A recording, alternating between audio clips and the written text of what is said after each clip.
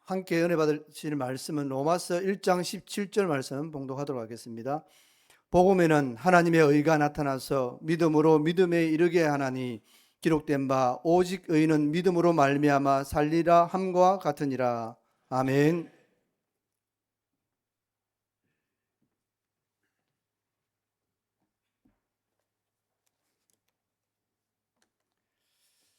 자, 우리 귀한 예물을 드리셨는데 기도하겠습니다.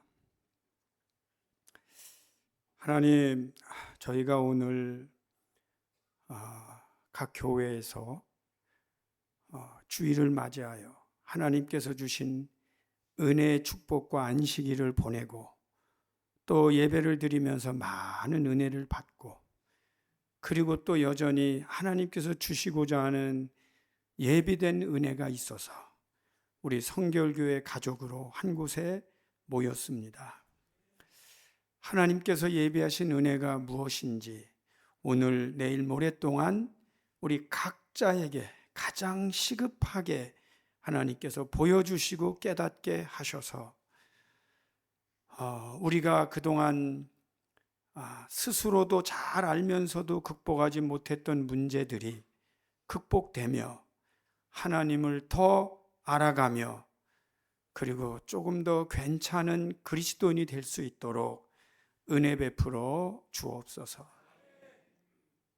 오늘도 우리 하나님 앞에 귀한 예물을 정성껏 올려 드립니다. 하나님, 기도가 있고 또 여전히 하나님 앞에서 해결받을 문제가 있어 마음과 기도를 담아 귀한 예물을 드렸습니다.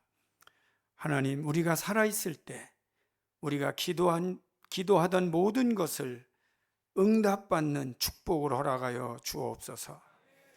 하나님께서 우리에게 주셨던 은혜와 축복이 얼마나 큰지 그것을 다른 사람들과 나누며 전할 수 있는 은혜를 허락하여 주옵소서.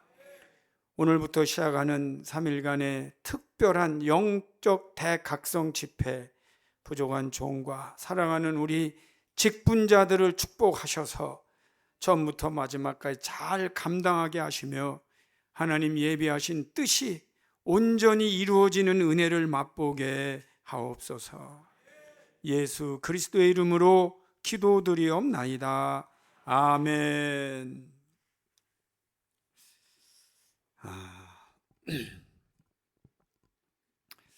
제가 이렇게 오래간만에 여러 성결교회 가족 이렇게 그 이름으로 연합으로 이렇게 모이게 돼서 좀 마음이 감동이 있습니다.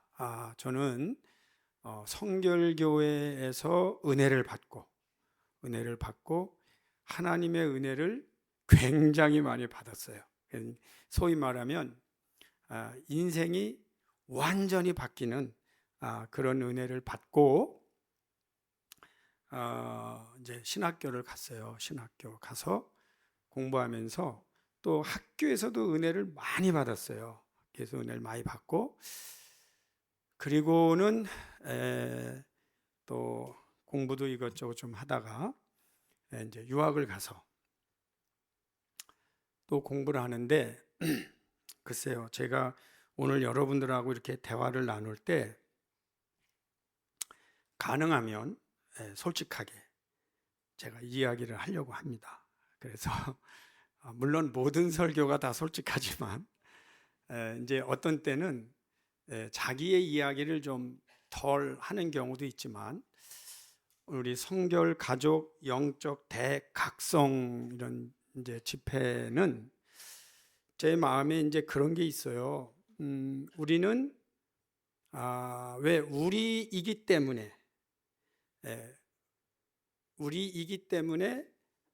내가 살아있는 동안 정말 극복하기 어려운 문제를 가지고 그냥 그렇게 살아가다가 죽는 사람도 있고 거기에서 굉장한 터닝 포인트, 변화가 일어나는 분도 있고 그리고 나라는 그릇이 조금은 넓어지고 이렇게 깊어지는 은혜를 체험하는 분들이 계세요. 근데 이제 제가 시도하는 거는 그 마지막 부분이에요. 왜냐하면 여러분들은 이미 완전히 변한 분들이에요. 그러니까 변했는데 본질이 변한 건지 삶의 방향이 변한 건 분명해요. 그래서 이제 방향은 맞아. 그래서 이제 가고 있지만 이제 그래도 우리 안에는 뭐가 있냐면 하나님도 아시고 나도 알고 그리고 나와 가장 친한 사람도 알고 있는 나만의 고질적인 문제. 이제 그것이 과연 영적으로 해결이 될 거냐, 안 될 거냐, 이제 이런 문제를 가지고 저희는 살아갑니다. 근데 제가 이제 솔직하다는 표현은 제가 다 아는 얘기를 하는 게 아니고 저 또한 그러한 존재에 불과한데 그 부분을 좀 나누는 거니까 오해는 없이 이렇게 들으시면 되겠습니다. 이제 제가 서울신대를 갔더니 매일 싸워요. 뭐 싸운다는 게 막 이렇게 싸우는 게 아니고 도대체 우리 교단의 신학적 정체성은 뭐냐? 이거 가지고. 그러니까 우리가 누구냐? Who we are. 우리는 도대체 누구냐? 이제 이거 가지고 하는데 물론 하나님의 자녀 맞죠? 하나님의 자녀 문제 없어요. 그리고 저는 어느 시골 교회 같은 데서 은혜 받은 그래서 신학교 온 것도 맞지만 이제 우리는 뭐가 문제냐면 앞으로 목사 안수 받고 나오면 선포를 해야 되죠. 그 여러분들은 뭐가 문제냐면 그 교단에서 장로, 권사 혹은 집사 혹은 어떤 직분을 맡았어요. 그럼 이제 그 부분에 대해서 설명을 해야 될 모종의 책임을 가지고 있는 거잖아요. 이제 그 궁금증을 가졌다 그 얘기예요. 궁금증을 가졌는데 문제가 뭐냐면 알 길이 별로 없었어요. 근데 지금에 와서 보니까 그걸 아는 것이 쉬운 거는 아니었다는 걸 알게 됐어요. 그 이제 유학을 가서 공부를 다 마쳤어요. 소위 말하면 세상에서 말하는 박사학위를 마치면서 주위에서는 그럴 것 같아. 야, 박사학위 마쳤으니까 이제 모르는 거는 없나? 물어보면 다 말할 것 같고 다 알 것 같잖아요. 근데 이 박사학위라는 게 보니까 자기가 공부한 부분만 아주 조금 아는 거예요. 그래서 제가 이제 한 게 뭐냐면 그 공부하는 동안에는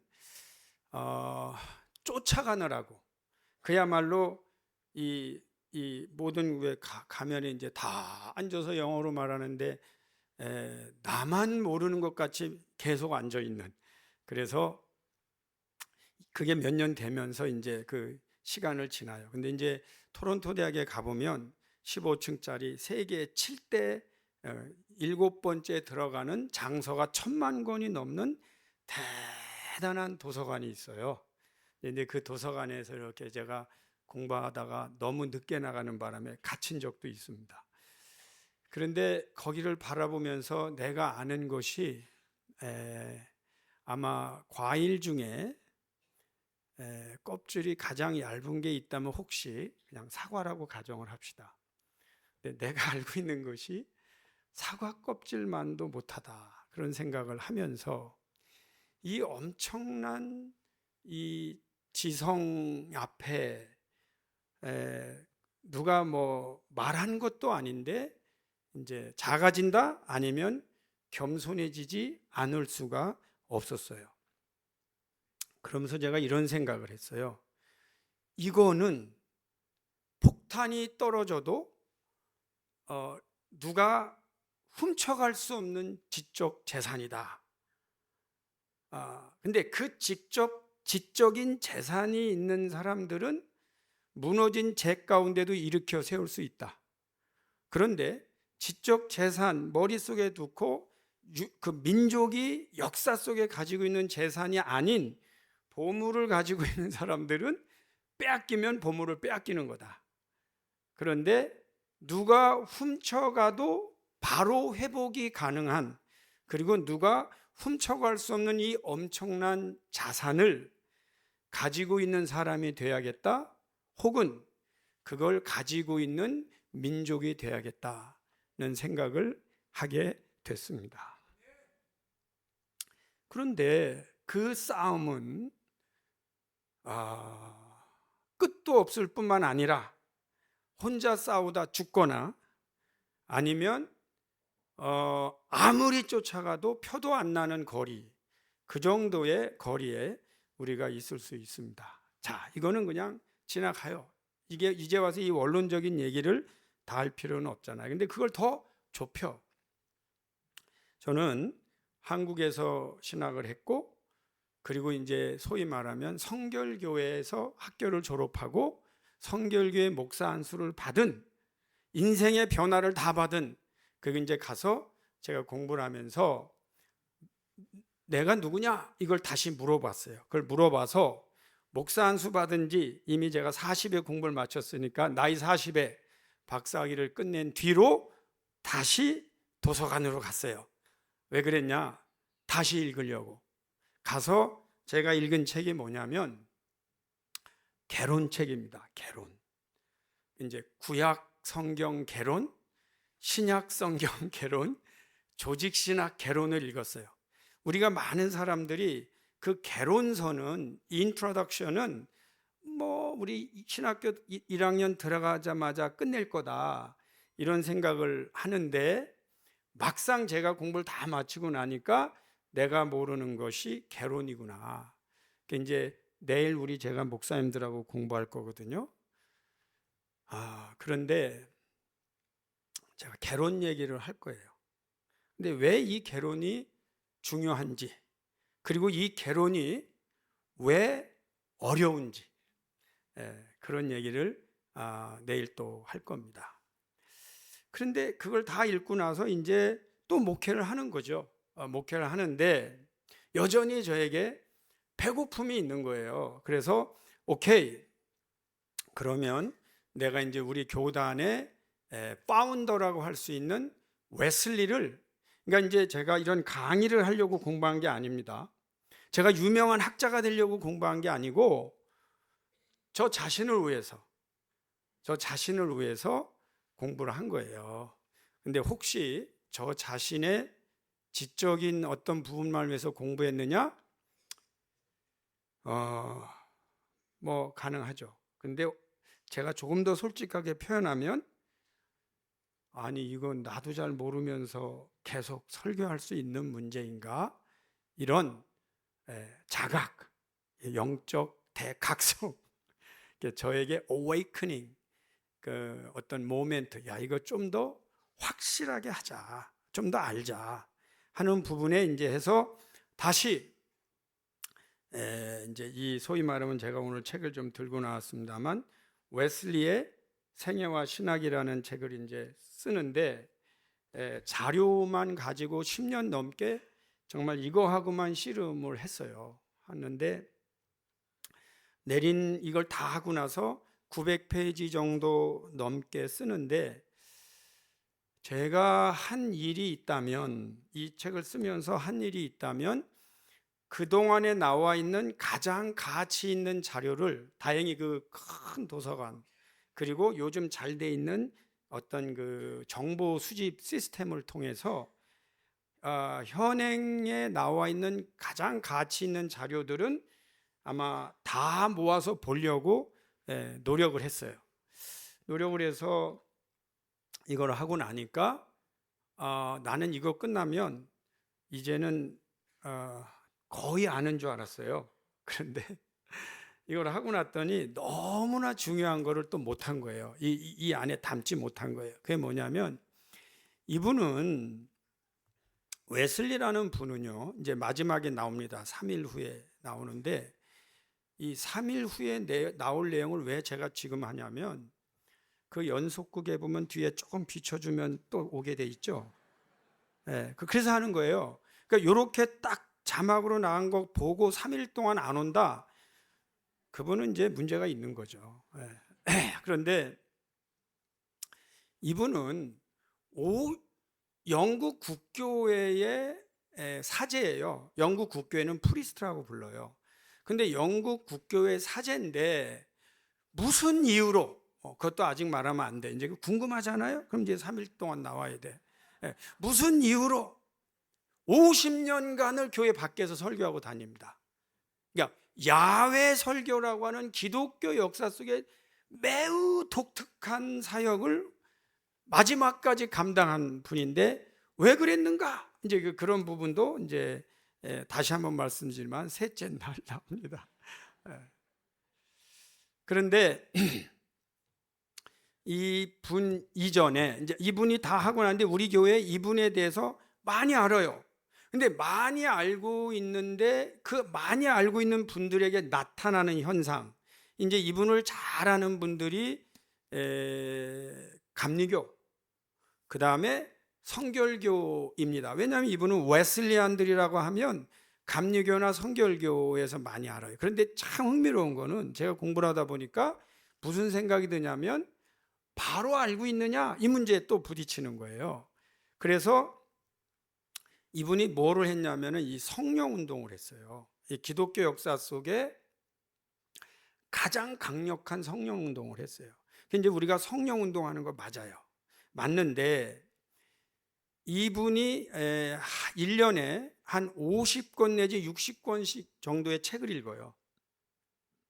근데 그 5, 60권의 책이 어떤 한 분야가 아니고 신학, 철학, 의학, 역사학, 천문학, 지리학, 언어학 이런 걸 다 읽는데 그 수준이 그 분야에 있는 최고의 전문가들과 디베이트 할 정도로, 토론할 정도로 높아요. 이 부분 말하는데 여러분 너무 안 놀래니까 좀 이상한데 처음부터 다시 하겠어요. 어쨌든 이분이 1년에 5, 60권의 책을 읽어요. 그런데 그 5, 60권의 책 중에 신학, 철학, 역사학, 천문학, 지리학, 와 대단하죠. 그러니까 이런 거를 읽는데 그럼 어디서 읽느냐? 걸어다니면서 읽어요. 왜냐하면 50년 이상을 밖에서 설교하는데 50년 이상을 걸어다니면서 읽고 이분이 걸어다닌 거리가 영국 전역을 걸어다녀요. 전역을 걸어다니면서 이걸 읽는데 이제 말도 타잖아요. 그럼 이분의 그 일기에 뭐라고 나오냐면 말을 타고 다니면서 가장 적게 움직이게 이 고삐를 들고 메고 그리고 읽을 수 있는 방법을 써놔요. 그래서 평소에 말을 타고 다니는데 어느 정도였느냐? 말이 지쳐서 중간에 죽어요. 그리고 말발굽이 다 닳아요. 그러면 중간에 말발굽을 바꾼 이야기, 그 다음에 말이 가다가 죽은 이야기, 그 다음에 같은 설교자들에게 말을 어떻게 관리하라고 한 이야기를 다 써놔요. 그러면서 이분이 하는데 제가 이분에게 정말 놀란 것은 뭐냐면 그 짧은 시간 내 독서를 가장 많이 한 시간이 언제냐면 가장 아플 때. 이유는 안 움직이니까. 그래서 가장 아파서 휴양할 때 가장 많은 책들을 읽으면서 또 무슨 작업을 하냐면 신약 성경과 구약 성경을 원어로 읽으면서 신약 성경이 지금까지 번역되어 있는 성경의 용어가 잘 됐는지를 다 검토하고 자기만의 신약 성경 주에서와 구약 성경 주에서까지 끝내요. 근데 이제 질문은 뭐냐면 제가 이제 거기서 받은 이걸 다 쓰고 나서 받은 감동이 뭐였냐면 이분을 이해하면서 그분의 지성의 세계를 무시한다는 거는 안 된다는 거예요. 이게 무슨 말씀이냐면요. 성령 운동을 하는 분들이 이 지성에 대하여 무시하거나 경시하거나 오히려 반감을 갖는 경향이 있습니다. 엔티 인텔렉츄얼리즘이라고 하는데 그게 과연 웨슬리안이냐 할 때 제가 볼 땐 아니라는 거죠. 또 이거 끝나느라고 너무 지쳤는데 좀 쉬었다가 바로 웨슬리가 읽은 모든 책, 근데 그 책을 어디에서 왜 읽었으며 그 책에 대해서 뭐라고 코멘트 남겼는가를 그 많은 총서를 다 뒤져가면서 한 권에 모아놓는 작업을 했습니다. 역시 아무 감동이 없어서 그냥 지나가겠습니다. 처음부터 다시 할까요? 네.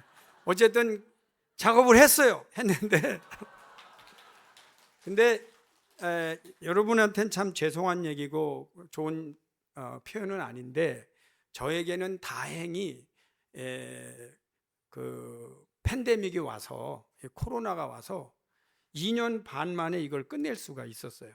뭐 갈 데도 없잖아. 오지도 말라 그러고 가지도 말라 그러고 그리고 집에서 뭐예요? 그럴 때 저는 우리 교인들에게 얘기했어요. 인생을 살다 보면 누가 봐도 불리하거나 누가 봐도 비극적인 상황이 온다. 그런데 인생 중에 누가 봐도 불리하거나 누가 봐도 비극적인 그 상황을 자기에게 유익하게 사용하는 사람이 세상에 이긴다. 그런 면에서 저 또한 그렇게 살 테니까 여러분도 그렇게 살으라고 그랬더니 저희 교회는 팬데믹 기간에 한 명도 안 줄고 끝나고 나니까 헌금도 늘고 할렐루야. 근데 그렇지 않은 사람들 뭐 떨어져 나갔다 그러고 안 나온다 그래요. 근데 좀 우리 크리스찬들이 약간 우리가 어떻게 살아야 되는가 잘 모르는 것 같아요. 어쨌든 그래서 이 두 개를 이렇게 완성을 하고 나니까 이제 그 다음부터 또 얘기를 해야 돼요. 서론이 좀 길지만 이 서론을 이해하지 못하면 루터, 깔뱅, 웨슬리를 이해해야 되는 건데 자 이제 무슨 얘기를 하려고 그러냐면요 대강 알겠어요. 대강을 알겠는데 제가 오는 생각이 뭐냐면 그러면 루터는 누구고 깔뱅은 누구냐 이제 이런 건데 이걸 하니까 거의 알겠어요. 근데 또 알고 나니까 무슨 생각이 드냐면 지금까지 우리는 왜 이렇게 교육을 받았지 하는 생각을 하게 된 거예요. 그게 이제 우리 한국에서 저도 이제 MDB까지 신학교를 다 하고 MDB까지 이제 공부를 마치고 갔거든요. 마치고 갔는데 한국 교회에 나타나는 현상이 뭐냐면은 자기가 믿는 어떤 뭐 깔뱅은 주로 이제 장로교 하고 루터는 루터란 그 다음에가 이제 이 웨슬리안이 오순절 그 다음에 감리교 성결교 이렇게 웨슬리안이 지금은 이제 많이 크지만 한국은 이제 장로교가 가장 커요. 그런 이제 그 다음에 베프티스트들이 있어요. 침례교. 근데 이런 분들의 특징이 뭐냐면 본인들만 알고 있다는 거 하나 하고 두 번째가 더 큰 특징이 뭐냐면 다른 교단에 대한 반감. 이게 뭐냐? 니네들은 이래서 틀렸고 우리는 옳아라는 이 어떤 그 태도. 이게 뭐 그렇게 살면서 하나님 나라 가는 건 문제 없으니까 뭐 그렇게 살아도 되겠지 하는 생각은 들지만 저는 무슨 생각을 하게 되냐면 그렇게 되면 생기는 문제가 뭐냐면 겸손하지 않다는 거예요. 겸손하지 않다는 거예요. 겸손이 뭐냐면요 자기의 부족도 알면서 부지런히 배우는 게 겸손이에요. 근데 저놈들은 틀렸다고 해놓는데 거길 뭐하러 공부해요? 이런 가정. 그래서 제가 이제 이런 말을 왜 우리는 반감을 가르치는 교육을 할까? 왜 일반인 평신도들에게도 그러고 왜 신학계에서도 왜 이 hostility 반감 아니 같은 크리스천들인데 반감을 인커리지 해주는 거죠. 이게 맞나? 그걸 거꾸로 해볼게요.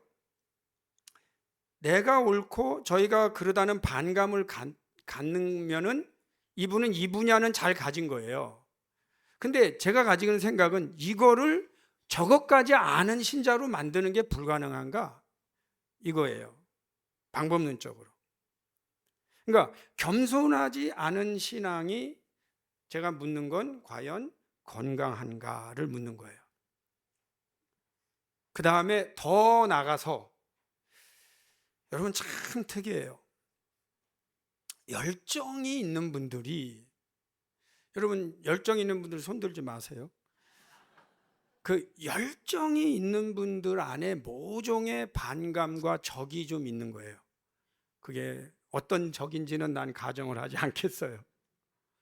근데 제가 갖는 궁금증이 뭐냐면 반감을 갖지 않고도 또 하나는 마음의 적이 없이도 내가 하나님 앞에 드릴 수 있는 열정은 불가능한가?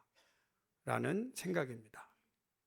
다시 한번, 반감을 갖지 않고도, 적이 없어도 내가 하나님을 향한 열정이 가능한가? 여러분, 좀 이게 좀 복잡한 얘기입니다. 열정이 있는 사람에게 반감이 있다면 그거는 상대적으로 한편으로는 피해를 일으키는 신앙을 가질 수 있는 성도가 될 수 있다는 가정이 가능해집니다. 자, 그러면 이걸 어떻게 극복하느냐? 이게 좀 복잡하죠? 성령 운동을 하지만 지성을 포기할 수 없어요. 그리고 교단적으로 자부심을 가져야 하지만 적은 없어야 돼. 그러면서도 하나님의 나라에 대한 열정이 반감도 없고 적도 없지만 누가 봐도 이분의 이제 사랑의 깊이와 넓이가 많은 사람에게 흡수가 되고 용납될 수 있는 열정. 그게 과연 우리는 불가능한가라는 고민이죠. 그래서 제가 오늘 여러분들하고 나누는 것은 그거예요. 자, 약간 잘 모르면서 무지한 자부심보다는 조금이라도 더 아는 게 영적으로는 유리하다. 동의하십니까? 무지한 자부심보다는 조금 더 알며 영적으로 성장하는 게 오히려 건강한 방법이다 하는 거잖아요. 그래서 신학에는 뭐가 필요하냐면 정직성이 필요합니다. 이 honesty, 그게 참 정직하게 보고 있느냐, 아니면 흔히 말하는 biased, 편견을 가지고 보고 있느냐, 이런 부분인데, 이 정직성이 필요한데, 그럼 정직성은 뭐냐? 여전히 하나님 앞에 자기가 얼마나 부족한가를 인정하는 겸손이 필요하다는 겁니다. 그럼 오늘 이번에 이 주제는 뭐냐? 이번에 여러분과 나누는 컨셉은 뭐냐면 겸손하게 배운다입니다. 이번 전체, 물론 영적 대각성은 그렇게 할 때 일어나는 거예요. 그래서 이번 전체의 주제는 겸손하게 배운다입니다. 그래서 하나라도 배우면 나라는 존재가 이제 다시 한번 처음으로 돌아가면 우리 인간은요 다 이 껍질을 가지고 있어요. 되게 딱딱해요. 근데 이게 깊어지기도 어렵고 넓어지기도 어려워요. 근데 이제 이 껍질은 뭐냐면 이게 그래도 나를 지탱해주는 자존감이나 자부심인데, 문제는 이게 깨져나갈 때 나까지 아파요. 이게 아프지 않고 얻는 은혜는요 여전히 내 한계 안에 받는 은혜입니다. 근데 이게 깨져나가는 은혜를 받는 거는 쉽지가 않아요. 그때 아예 나를 죽여주십시오 하고 나서야 그것도 조금 일어나지, 나를 건드리지 마시오 하고 하면 이게 일어나지가 않습니다. 그래서 저도 참 아플 때, 그때가 언제냐면 내 자존심이라고 그럴까? 나만이 가지고 있는 그 자존심을 누가 이렇게 건드릴 때, 그때 아파요. 그 다음에 또 하나는 내가 진짜 아무도 모를 거라고 꽁꽁 숨겨놨던 나의 과거나 상처, 이거 누가 딱 뚜껑 열고 들이내밀 때 아파요. 아파. 근데 결론만 말씀드리면 그 두 가지가 깨져나가고 치유받아야 그래도 조금 나은 나를 만들어갈 수 있어요. 목회는 다 그 과정인 것 같아요. 그래서 성도님들이 저에게 상처를 또 많이 주세요. 성도님들도 상처 많이 받죠. 근데 여러분 그것도 아셔야 돼요. 목사들도 상처 많이 받아요. 근데 그 과정이 그럼 무조건 나쁘냐? 또 그것도 아닌 것 같아. 하나님께서 그 과정을 통해서 이렇게 만들어 가는 거예요. 그래서 어떤 조각가한테 당신 어떻게 이렇게 멋있는 조각 작품을 만들었냐 그랬더니, 저는 조각 작품을 만든 게 아니고 못생긴 부분을 계속 떼어낸 겁니다. 그랬더니 이렇게 아름다운 작품이 됐습니다. 그렇게 얘기를 하는데, 우리가 하나님 앞에 아름다운 모습으로 보이려면 우리의 그 지긋지긋한 못난 면들이 은혜로 이렇게 뚝뚝 떨어지는 그게 이제 대각성이에요. 예, 이 대각성, awaken 한다. 벌떡 깨운다는 거죠. 근데 이 awaken이 되게 좋은 단어입니다. 이 하루에 몇 번, 매주에 여러분 교회 다니신 분 매주 몇 번씩 막 깨잖아요. 그게 무슨 일이 일어날 것 같아요? 자기가 이렇게 발전하는 엄청난 혁명 일어나는 거, 거기까지는 오케이. 되게 먼 얘기 같지만 실제로는 치매가 없어져요. 예, 거기는 아멘 하셔야지. 예, 이 치매가 사라져. 왜 자꾸 깨우니까 자려고 그러면 또 깨우고 자려고 그러면 또 깨우고. 우리 목사님은 진짜 왜 나만 관찰했나 오늘 왜 내기만 해? 그럼 팍 깨고 이래가면서 치매가 다 사라질지어다. 아멘. 그 은혜가 일어나요. 그래서 이 굉장히 좋은 거예요. 자, 우리 지방에 저는 이런 강의를 부산 서지방에서만 합니다. 이유는 부산 서지방에서만 저를 초청했기 때문에 합니다. 근데 제가 왜 이 말씀을 드리냐면 사실 목사님들이 이런 강좌하라고 펼쳐놓는 거 쉽지 않아요. 그 얘기는 목사님들이 깨어 있는 것 같아. 그래서 서지방에 감사를 드리고 그 다음에 조금만 팁을 드리면 제가 루터, 깔뱅, 웨슬리를 강의를 하려고 하다 보니 모르는 게 너무 많아요. 그래서 책으로 공부하다가 루터를 알기 위해서 독일을 루터 유적지를 다 방문했어요. 돈 많이 들었어요. 그 다음에 루터하고 나서 그 다음에 깔뱅을 해야 돼. 그래서 이제 또 프랑스에 가서 깔뱅 유적지를 다 돌았어요. 돈이 많이 들었어요. 그 다음에 여기 오기 전에 이제 여러분들한테 해야 되잖아요. 그래서 제가 이 문서로만 공부한 이거를 다시, 그거는 이제 한 달 반 전 얘기입니다. 따끈따끈하죠. 근데 다시 웨슬리의 유적지를 다 돌았어요.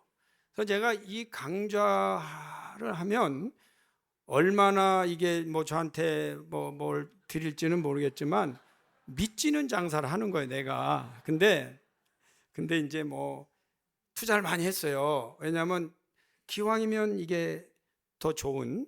그래서 이제 웨슬리까지 다, 웨슬리가 뭐 태어난대. 야, 그 700년도 더 된 교회가 아직도 존재해.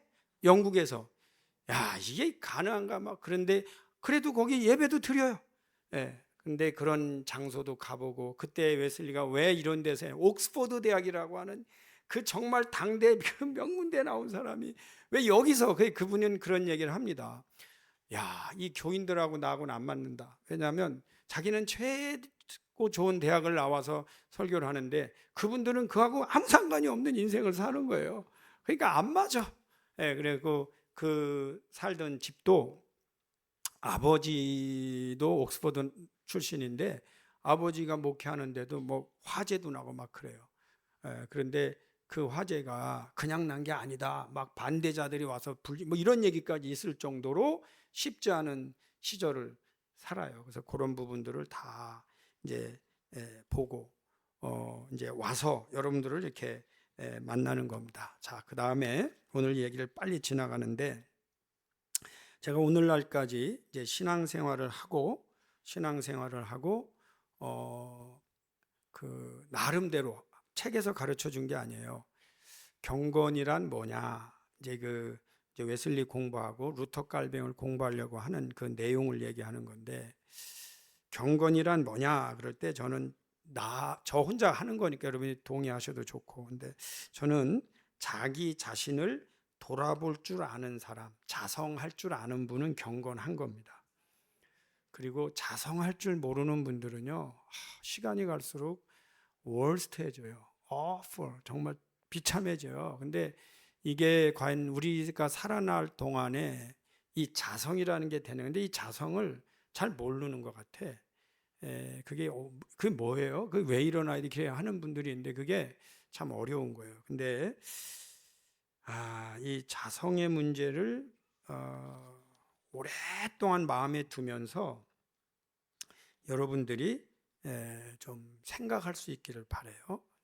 그다음에 두 번째고, 제가 생각하는 경건은 마지막을 어떻게 마무리하는가. 근데 제가 왜 이런 표현을 하냐면요, 저도 교회 이제 목회를 35년을 했어요. 근데 제가 보면서 이건 이제 평신도들과의 관계, 우리 목사님들도 다 거기 안에 들어가 있는데 이 마지막까지 잘하는 게 너무 중요하다는 생각을 했어요. 그 중엔 뭐가 있냐면 잘해놓고 막판에 다 까먹는 사람도 많고 잘하다가 막판에 뒤집어 놓는 경우도 참 많아요. 그래서 이 경건이 그 이제 마지막까지 잘해야 되는데 옛날에는요 이 그 영성가들이 홀리 리빙, 우리 그 기독교 우리 성결교 안에 홀리 개념이 있거든요. 홀리 리빙을 많이 강조했어요. 그러니까 거룩하게 사는 거. 근데 요즘 많은 깨달음 있는 분들이 뭘 강조하냐면 홀리 다잉을 강조해요. 거룩하게 죽는 거. 예. 제가 일단 축복 하나 하고 지나가겠어요. 여러분 우리 죽을 때 거룩하게 죽을 수 있기를 축원합니다. 거룩하게 죽는 게 참 중요한 것 같아요. 그 다음에 세 번째로 제가 생각하는 경건이 뭐냐면 한 교회를 잘 섬겼는가. 그 굉장히 중요해요. 저도 목회를 합니다마는 저는 제 안에 마음 안에 뭐가 꽉 차 있냐면 교회는 예수님의 몸이다 하는 게 저는 꽉 차 있어요. 그래서 이제 교회 이렇게 어떤 때는 청소할 때는 기분이 너무 좋아요. 내가 예수님의 몸을 닦아드린다 이런 마음이 있고, 내가 이제 처음 교회 갈 때는 내가 예수님 처음 만난다 이런 영성이 저에게는 있어요. 그리고 우리가 살다 보면 자기도 모르게 교회에 이렇게 상처를 주게 될 때가 있어요. 그럴 때는 저는 어떻게 생각하냐면 내가 섬기는 우리 교회에 상처 준다 그런 생각보다 내가 예수님의 몸에 상처를 준다 이런 생각을 해요. 제가 이민교회에서 목회를 해요. 저는 토론토에서. 근데 토론토의 좀 특징이 뭐냐면 교회가 잘 갈라져요. 이렇게 갈라지는데 여러분 그거 아세요? 여러분은 그거 따라하지 마세요. 교회가 이렇게 갈라지는 분들이 다 서로가 옳아. 그러니까 갈라지면서 내가 잘못했다고 생각하는 사람 하나도 없어. 다 자기가 옳아. 근데 옳은 면이 있는 것도 맞아요. 근데 제가 볼 때는 예수님 이게 갈라놓는 거는 예수님의 몸을 가르는 건데 한 분은 오른팔 들고 가서 이게 예수님의 몸이다 그러고 한 분은 왼팔 들고 가서 예수님의 몸이니까 맞지?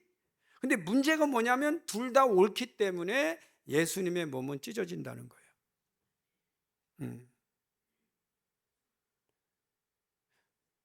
이게 어떻게 들리세요? 둘 다 옳기 때문에 예수님의 몸이 찢어진다니까요. 그럼 경건은 뭐냐면요, 내가 비록 틀린다고 할지언정 예수님의 몸은 찢을 수 없다가 경건이에요. 근데 여러분이 누구한테도 그래 내가 옳지 않아를 인정받을 수 있냐는 거죠. 그 정도 경건에 도달하긴 정말 어려울 거예요. 심지어 어떤 분은 예수님이 오셔도 나는 이거 안 물러난다 그러더라고. 그래서 대단하다 그랬어요. 대단하다 그랬어요. 근데 그런 분들이 되게 무서운 분들이에요. 나도 무서워. 이제 우리 이민교회는요, 또 그런 분들이 계세요. 여기서 이름 말하면요, 거기서 인터넷으로 보다 나한테 막 공격해요.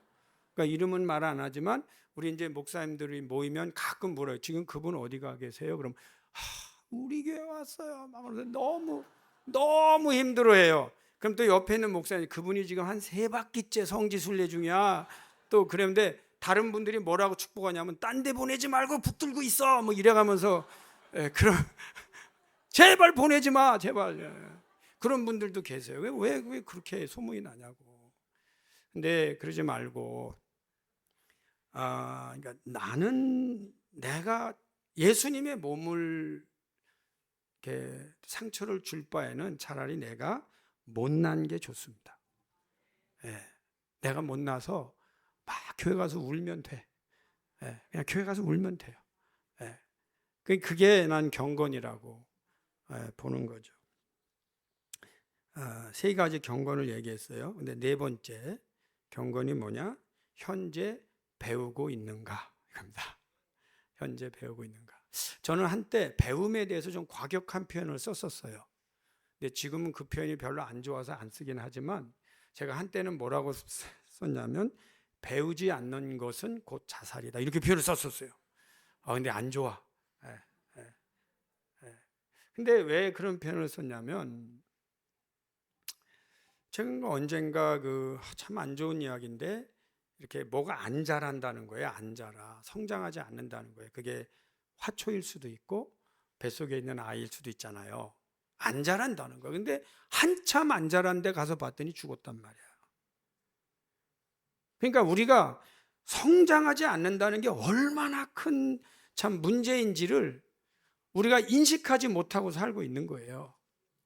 그래서 여러분 생각해 보세요. 지난주보다 내가 이번 주에 성장하지 않았다? 상상할 수 있어요?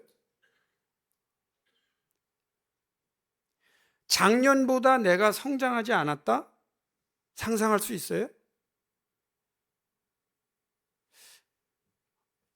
우리 굉장히 두려워해야 될 게 하나 있어요. 내가 성장하지 않고 있다. 이것을 두려워할 줄 아는 분들이 경건한 분들입니다. 이렇게 알고도 세 번째 날까지 안 오신다? 뭐 할 수 없어요. 자, 여러분 이제 세 분에 대해서 잠깐 한번 이제 스크린을 좀 비춰 주시기 바랍니다. 스크린 나와요? 그다음 넘기세요. 이제 넘기면 뭐가 나오냐? 이 세 분이 나옵니다. 자, 오늘은 이것만 아시면 굉장히 도움이 돼요. 첫째 뭐냐? 저 루터, 좀 뚱뚱한 분, 빵떡 모자 쓴 분, 루터. 이거 내일 죽을 것 같이 생긴 분이 깔뱅. 왜냐하면 하도 공부 많이 해갖고 돌아가셨어요. 저분은 온통 종합병원이었어요. 그런데 이제 그 루터와 깔뱅은 캐톨릭, 그러니까 천주교로부터 종교개혁을 한 사람들이에요. 루터와 깔뱅은. 그러니까 천주교가 어떤 문제가 있었는지를 알고 빵 하고 터뜨리고 나온 분들이 루터하고 깔뱅이에요. 그러면 웨슬리는 누구냐? 이분들이 천주교로부터 빵 터뜨리고 개혁하고 나서 이거를 프로테스탄티즘이라, 개신교. 이 개신교를 가지고 밀고 나가는 200년 후에 태어난 사람이 웨슬리예요. 지금 우리가 3명 보여주니까 같은 시대인가 보다 하는데, 루터는 독일 사람이고 깔뱅은 프랑스 사람이고 그리고 웨슬리는 영국 사람이에요. 그런데 이 루터와 깔뱅은 캐톨릭으로부터 개혁한 사람이라면 웨슬리는 개혁한 사람들이 생긴 문제가 뭔지를 보고 이걸 개혁하려고 나온 사람이에요. 그래서 시기적으로는 루터, 깔뱅, 웨슬리를 제가 알고 있기로는 한국에 있는 모든 신학교들은 다 공부를 해야 돼요. 그런데 너무 또 흥미로운 거는 본인들의 전통에 있는 분만 공부해. 예를 들면 루터를 아는 분들, 루터를 가르치는 데는 깔뱅과 웨슬리를 가르쳐야 되고, 자, 서울신대 갔다. 그러면 웨슬리안들은 루터, 깔뱅을 공부해야 돼요. 근데 너무 흥미로운 게 뭐냐? 안 해. 더 흥미로운 건 뭐냐면 웨슬리도 똑바로 안 해. 그러니까 이게 뭐지? 그리고 이제 우리가 참 약간 힘들어하는 경향들이 있는데, 제가 볼 때는 루터, 깔뱅, 웨슬리를 통합적으로 공부하는 데는 부산 서지방밖에 없어요. 대단한 지방이에요. 대단한 지방이에요. 진짜 대단한 지방이에요. 그러면 우리가 이런 생각을 하니, 프로테스탄 시올로지를 이해하려면 루터, 깔뱅, 웨슬리를 다 아는 게 좋겠다. 제가 이 얘기를 어디서 했냐면, 제가 학교에서 학위를 받고 있는 그 학교가 넉스 칼리지예요. 그 넉스 칼리지는 깔뱅주의 학교예요. 근데 거기도 웨슬리 안 가르쳐요. 그래서 제가 학장을 찾아가서 내가 웨슬리안에서 온 사람이다. 그러므로 여기에다가 학교, 우리 웨슬리안들이 공부할 수 있는 신학교 하나를 만들겠다. 만들고 내가 거기서 웨슬리를 가르치겠다. 근데 그럴 때 뭐라고 말해야 되냐면, 여러분 서양 사람들하고 딜을 할 때는요, 이렇게 빌거나 죽는 소리를 하면 안 돼요. 제가 가르쳐 드릴게요. 네가 하나를 주면 난 둘을 주겠다고 큰 소리를 쳐야 돼요. 그럴 때 이 사람들이 그러냐고 그러지, 빌잖아요? 그럼 뭐가 필요한데 이러고 주고 말아요. 그래서 제가 서양 사람들하고 딜을 잘합니다. 뭐 여러분이 또 놀라지도 않으니까 그냥 가겠어요. 근데 뭐라고 말했냐면, 난 참 궁금한 게 있다. 당신들이 진짜 깔뱅이 누군지 알아라. 아는데 문제는 이 사람이 문제 있을 거 아니야? 있다는 거예요. 그럼 이 사람을 가장 적극적으로 극복한 사람이 웨슬리인데, 웨슬리 공부하냐 그러니까, 아니 학자가 자기도 처음 듣듯이 말해요. 그러면서 내가 뭐라 했냐면, 내가 웨슬리 가르칠게. 그래갖고요, 역사 일에 없던 그 칼빈주의 넉스 칼리지에 웨슬리라는 거를 제가 과목을 오퍼해서 가르치고 있다 이 말이에요. 대단하죠? 자, 그런데 여러분 참 안타까운 것이, 거기도 그래. 그러니까 그 모양이 되는 거고 우리도 좀 그래요. 그런데 이거를 통합적으로 이해하는 게 훨씬 좋다. 그럼 여러분들은 이걸 통합적으로 이해하는 게 천국 가는데 유리하다? 그렇지 않아요. 이미 하나님의 은혜로 하나님의 나라를 안 가기가 어려운 분들이에요. 여러분들은 하나님의 나라에 못 들어가기가 틀린 분들이에요.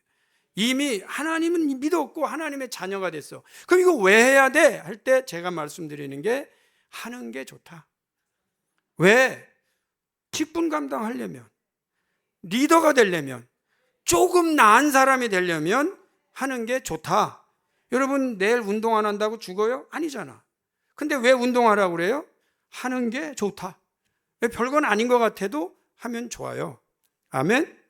어쨌든 3일 동안 계속 참석해 주시기를 바랍니다. 자, 그런데 여러분 아까도 제가 외모 설명을 좀 했는데, 자, 여러분 여기서 뭐 질문 하나 없어요? 질문. 여기서 무슨 차이 하나 여러분 못 느끼세요? 아는 분 손 들어주세요. 아는 분. 차이를 아는 분 손 들어보세요. 여기서. 여기 자매가 손 들었어. 무슨 차이가 있어요? 일어나봐. 무슨 차이가 있어? 모자를 안 썼어요. 맞는 얘기야. 어떻게 저렇게 알았지? 어쨌든 여러분, 이 웨슬리가 모자를 안 썼어요. 근데 왜 모자를 안 썼는가? 이거는 셋째 날 답을 주겠어요. 근데 궁금해서라도 나와야 됩니다. 자, 오늘은 루터 얘기를 이제 빨리 지나가도록 하겠는데, 나머지는 이제 제가 돌리는 건데요.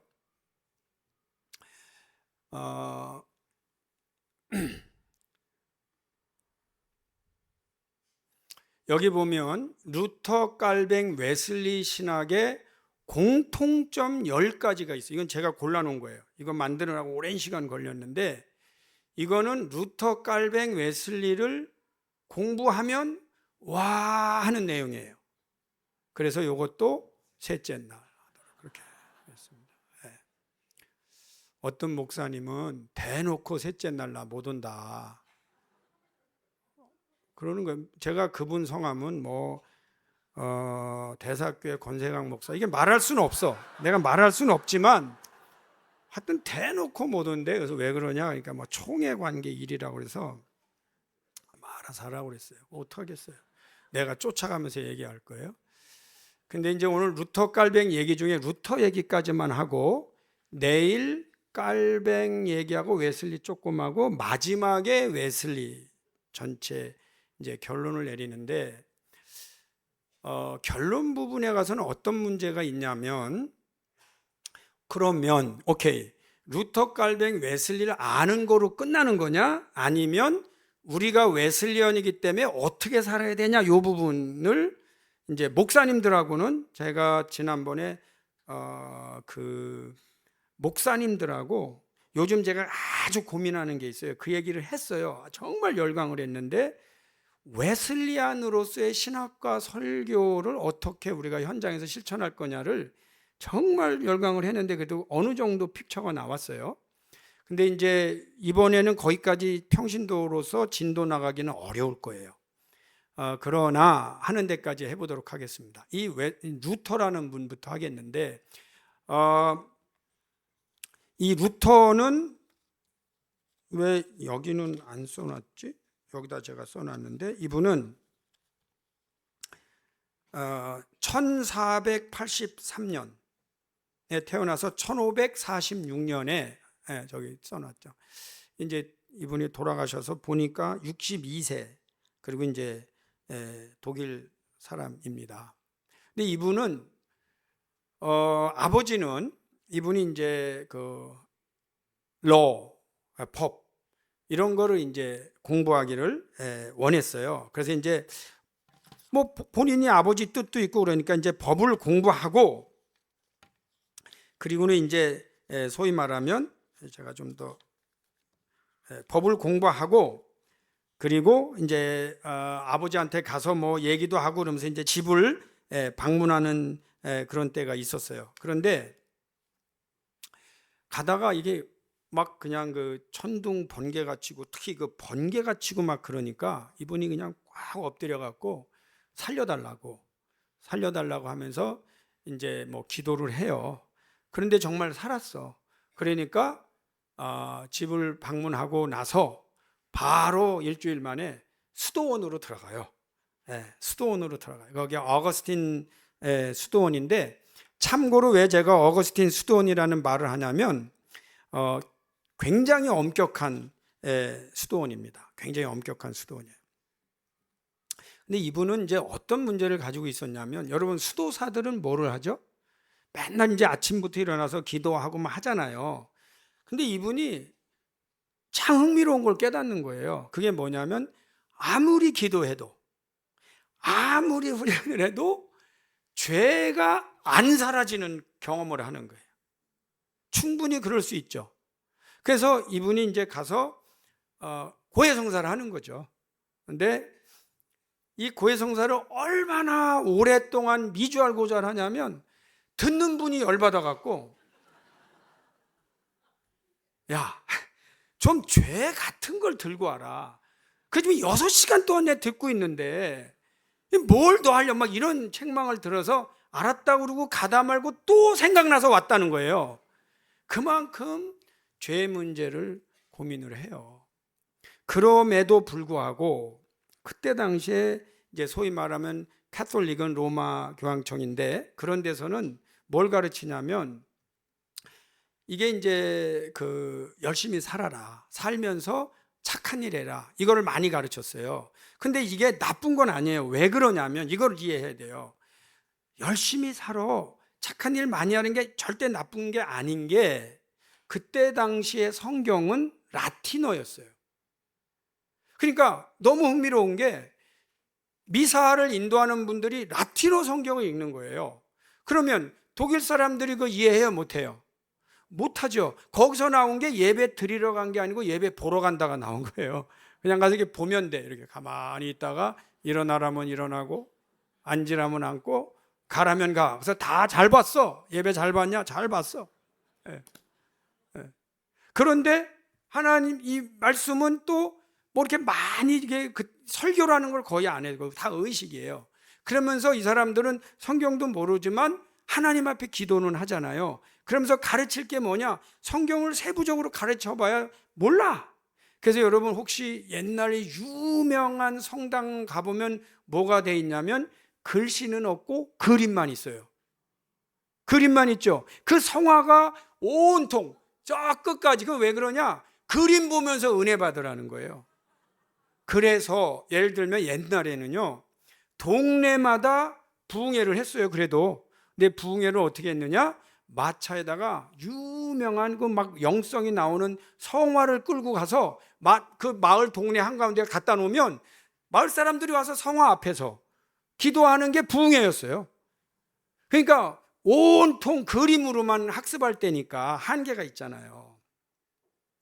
근데 이 루터라는 분은 좀 이따도 이제 계속 나오겠죠. 이분이 왜 훌륭하냐면 당대의 무지로 인하여 신앙이 잘못되는 거를 이제 위텐베르그 대학 앞에 이제 거기다가 95개 조항을 걸어요. 근데 걸었을 때도 라틴어로 걸었어요. 라틴어. 그 얘기는 뭐냐면 학자들이나 신부들하고 대화하자. 이게 맞냐? 이제 이런 얘기 하려고 했는데 그때 당시에 마침 이 구텐베르크 활자가 개발이 되면서 어떤 사람이 그걸 번역한 거예요. 번역. 그래갖고 독일어로도 번역하고 프랑스어로도 번역하고 네덜란드어도 번역 이래가면서 그게 퍼져버린 거예요. 별 의미가 없었는데. 그래서 당대에는 이렇게 생각했어요. 당시에 캐톨릭은 야, 그건 뭐 비텐베르크 거기 저 시골에서 뭐 어떤 수도다가 뭐 했다며 거기 빨리 없던 거를 해. 그리고 이제 그럴 줄 알았는데 다른 지역에서 막 뻥뻥 터지면서 루터가 이게 뭐지? 사실은 종교개혁을 일으키려고 한 건 아니에요. 근데 이게 불처럼 막 일어난 거예요. 근데 그동안에 그 뭐야 무지나 이런 게 있었는데 그때 당시에 그럼 뭘 했느냐? 지성이 눈을 뜨고 학문을 배우던 대학부터 그 일들이 일어났어요. 네. 그래서 이제 루터는 그 과정을 지나면서 이제 어떤 어려움이 있었냐면 죽음의 위협이라는 게 난 제가 볼 때 루터는요. 목숨이 몇 개가 달려도 살아남지 못할 일들을 해요. 이제 그 중에 하나가 만약에 이제 네 이론을 취소해라. 그러면 이제 취소해야 되는데 취소를 안 하. 취소하라고 온 문서를 본원 앞에서 찢어버려. 그러니 이 살아남을 수 없단 말이죠. 그래서 이제 나중에는 이 사람은 아무나 죽여도 된다. 그러니까 우리는 이 사람에 대해서 책임지지 않겠다. 그런 선언까지 들어요. 근데 이제 그때 그 사람하고 좀 뭐 복잡하지만 아주 간단히 표현하면 독일도 이거 뭐 이 교황청에 지배받는 게 좀 그러니까 민족 소위 자기들끼리 독립 정신이 있는 사람들이 루터하고 좀 이렇게 뜻이 맞아. 그러니까 루터를 불러갖고 피신을 시켜요. 그래서 이제 바르트부르크라고 하는 성에 가. 제가 거길 직접 방문해 봤는데 그 방 안에서 뭘 하느냐? 라틴어 성경을 최초로 독일어로 번역해요. 자국어 성경 번역을 해요. 그럼 여러분 루터는 사실 수도사인데 너무 똑똑하니까 그 수도 원장이 너는 교수가 돼야 된다 해갖고 생긴 지 얼마 안 되는 대학의 신학 교수로 갔던 거예요. 그래서 이분은 헬라어로 성경을 잘 읽었는데 히브리어는 좀 약했어요. 그러니까 그 성경을 번역할 때 계속 문서에다가 변장하고 그리고 이제 히브리어 이건 뭐냐고 막 물어봐 가면서 신약도 번역하고 구약도 번역을 해요. 그때 그분이 하는 불평이 뭐냐? 왜 그렇게 성경에는 이름도 모를 식물 이름, 동물 이름이 많으냐 막 그래가면서 이제 번역을 해요. 어쨌든 그래서 자국어로 성경을 번역했다는 것이 기독교 역사에 너무나 많은 사람의 눈을 뜨게 한 거예요. 여러분 이 언어가요 그렇게 중요해요. 여러분 우리나라가 왜 이렇게 집결이 잘 되는지 여러분 아세요? 모르시는 것 같아요. 사실은요 제가 캐나다 가서 살아보니까 여기 비즈니스 하시는 분들에 제일 쉽게 설명을 드릴게요. 한국은 저녁 9시 뉴스에 나오면 거의 전 국민이 알아요. 맞아요? 네. 거기는요 저녁 9시 뉴스에 나와도 전 국민의 10분의 1도 몰라요. 우선 언어가 다 제각각이고 그거 보는 사람도 없고 이게 무슨 말이냐면 국민 대중들에게 모두에게 공통된 힘을 끌어내려면 한국에서 하는 홍보비의 10배 이상을 들어야 물건 하나 팔아요. 네. 이렇게 설명해 제일 빨리 알아들어. 그러니까 이 언어가 통일돼서 우리나라가 부흥을 이루는데 우리나라 이 한글 성경이 얼마나 지대한 공헌을 했는지 여러분 한글 성경 번역한 분들 진짜 존경해 줘야 돼요. 이 학자들도 존중을 받을 필요가 있어요. 그분들 다 그거 하다가 순교한 분들이에요. 근데 교인들은 그런 거 잘 모르는 것 같아.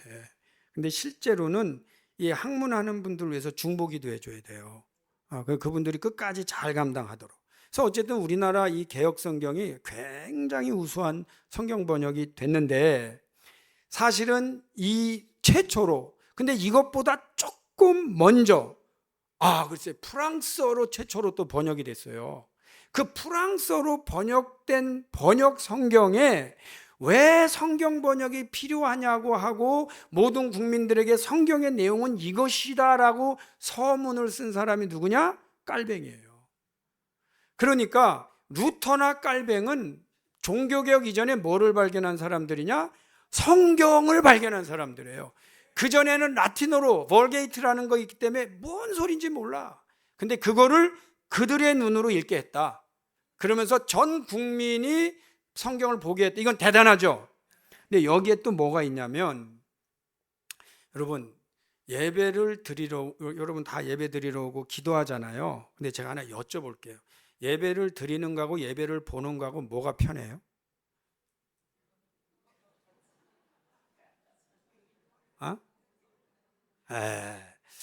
여러분 그 노예의 장점이 뭐냐면 시키는 일만 하면 돼요. 그죠? 근데 개인 사업하는 분들은 시키는 일만 해갖고는 안 돼요. 퇴근해서도 고민해야 되고 너무 복잡하잖아요. 여러분 흥미로운 게 뭐냐면요, 신앙이 수동적으로 해도 아무 문제가 없던 사람들에게 네가 능동적으로 하라고 가르친 게 개신교예요. 이거는 다시 말하면 전체주의적인 신앙이 개인주의적인 신앙으로 바꾸는 결정적인 계기가 된 게 종교개혁이에요. 이게 또 다시 말씀드리면 무슨 얘기냐면, 개인주의라고 하는 게 우리 굉장히 지금 안 좋아하잖아요. 모든 사람들이 다 개인주의야. 근데 실제로 개인주의의 문을 연 사람들은 종교개혁자들이에요. 그러니까 이 개인주의를 또 잘 평가해야 돼요. 전체주의는 되게 편해요. 제일 편한 게 별로 고민 안 해도 돼. 그리고 그냥 모르면 모르는 대로 살면 돼요. 그리고 내 구원을 위해서 그렇게까지 몸부림 안 쳐도 돼. 같이 가니까. 그러려냐. 근데 이 개인주의는 그게 안 돼. 그만큼 책임도 늘고 지성이 깨어나고 경각심이 드러나. 그래서 좀 저희는 부담이 되는, 그러나 거기에서 엄청난 이 창조력이 막 솟아나는 신앙을 갖게 됐다. 오늘날의 문명도 종교개혁이라는 것이 일어났을 때 이게 종교적으로만 표현하면 안 됩니다. 사회적으로 엄청난 기여를 했기 때문에 루터라는 분은요, 우리가 알고 있는 것보다 더 중요한 분이에요. 그만큼 중요한 일을 했어요.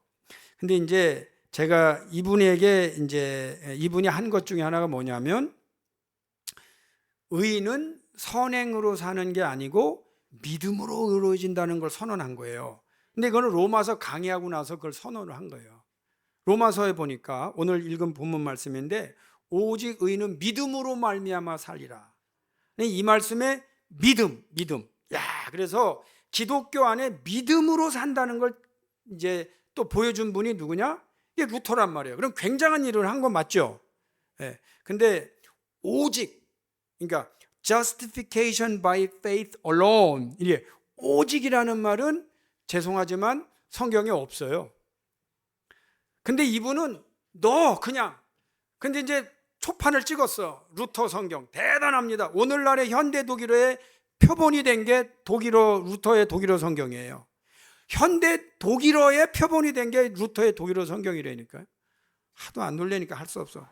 근데 가겠어요. 그냥 놀래지도 않으니까. 근데 그게 잘못된 걸 많이 발견하잖아요. 그러니까 또 교정을 하는데 누가 야, 이거 언론이라는 말이 본문에 없는데, 그랬더니 루터가 그것만은 빼지 마라. 그래갖고 독일어 성경에는 이걸 안 빼요. 왜 이 사람은 이걸 고집하느냐? 이게 필요하다는 거야 지금. 왜냐하면 사람들이 이거 안 넣으면 또 페이스에다가 또 휴먼 월크를 집어넣으면 이게 안 된다. 그래서 믿음으로 이렇게 된다는 거를 했는데, 여기에 동의한 사람이 누구냐? 깔뱅이에요. 근데 이 부분에 관해서는 나도 동의한다고 한 사람이 누구냐? 웨슬리예요. 그래서 우리 프로테스탄트 시올로지 안에는 의인은 믿음으로 말미암아 살리라가 있는데 이게 조금 더 나중에 신학적으로 발전을 해서 어디로 가느냐 하면은 이게 어디까지 간 거지? 이건 아닌데 할 수 없어.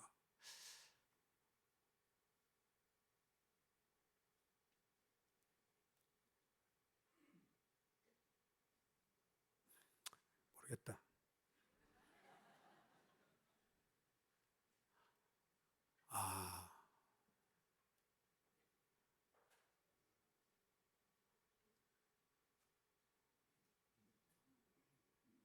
죄송합니다. 이것만 제가 빨리 하고, 왜냐하면은 성경 말씀을 보여주려고 하는데 여기에는 없나 보네. 제 노트에만 있나 보다. 자, 여기에는 뭐가 있냐면은요, 에베소서 2장 8절.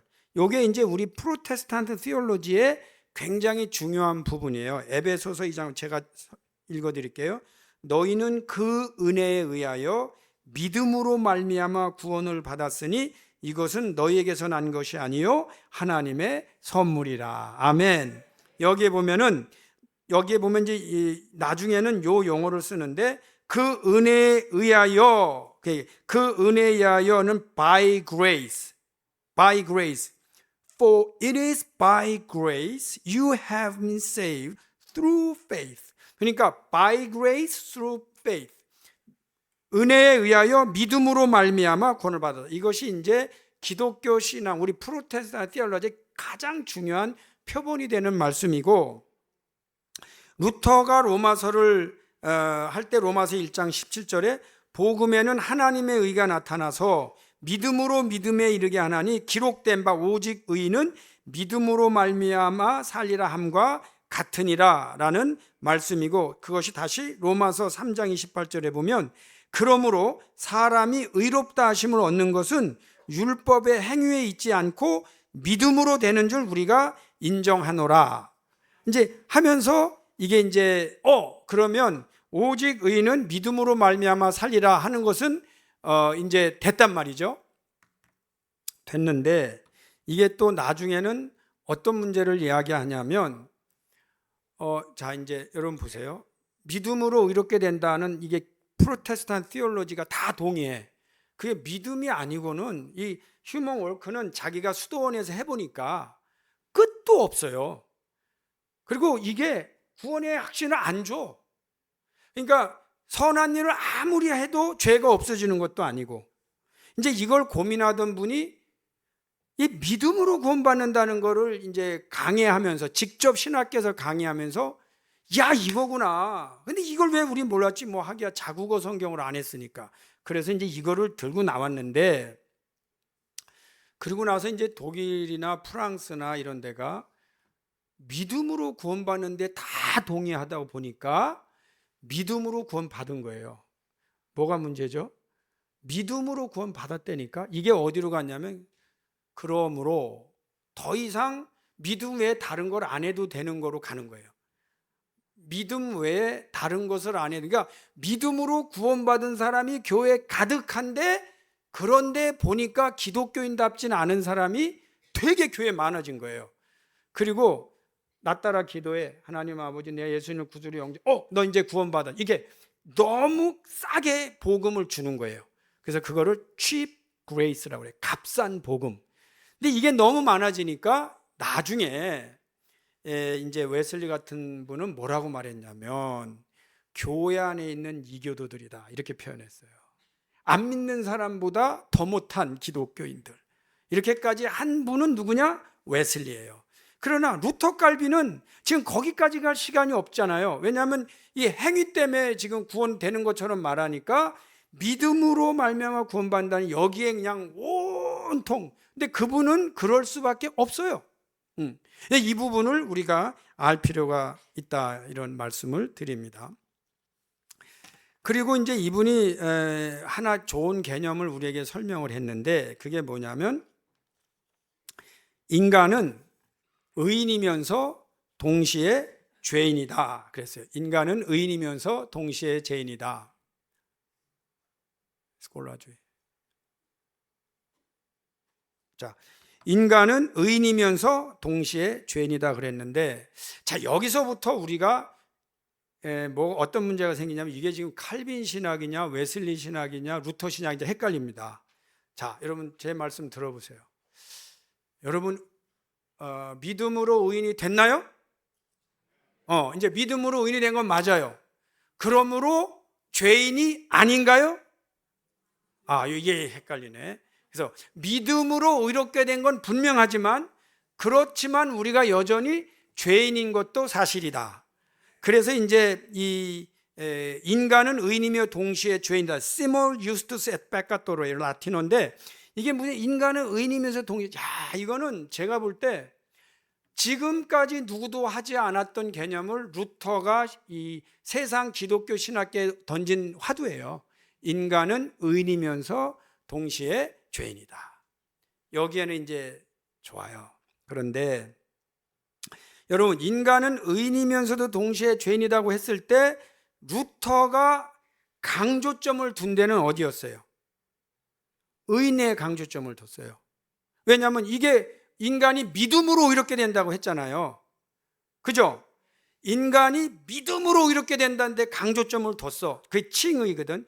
그러면 루터는 믿음으로 의롭게 된다는데 강조점을 두었지만, 그렇지만 우리에게 여전히 죄성이 있다고 인정한 거예요. 이건 어거스틴 신학인데 인정했어요. 그런데 칼뱅은 인간은 믿음으로 의롭게 된다는데 강조점을 둔 걸 받아들이면서, 하지만 인간은 여전히 죄인이라는 데 강조점을 둔 게 칼빈이에요. 인간은 죄인이라는 데 강조점을 둔 거예요. 그러면 이 두 개의 밸런스가 좀 맞으면 좋은데, 그래서 이렇게 된 거죠. 인간은 의인이지만 죄인이다 라고 믿으면서 은혜 받은 사람하고, 인간은 죄인이다라고 믿고 은혜 받은 사람하고 누가 더 은혜를 크게 받아들여요? 그렇죠. 그래서 칼빈주의자들이, 장로교가 은혜가 더 큰 거야. 죄송하지만. 그러니까 은혜스러워. 왜? 나 같은 아예 죽을 수밖에 없는 죄인을 구원하신 분이 하나님이잖아요. 거기에다가 또 너만 사랑한다 해줬어. 기분이 좋아요, 안 좋아요? 그게 이제 장로교가 가지고 있는 장점이에요. 그런데 그러면 의인이지만 죄인이다 그랬을 때, 그러면 웨슬리는 뭐가 문제냐면, 죄인을 그렇게 강조하면 죽을 때까지 죄인으로 살게 만드는 게 기독교 복음이냐? 이건 또 어떻게 생각하세요?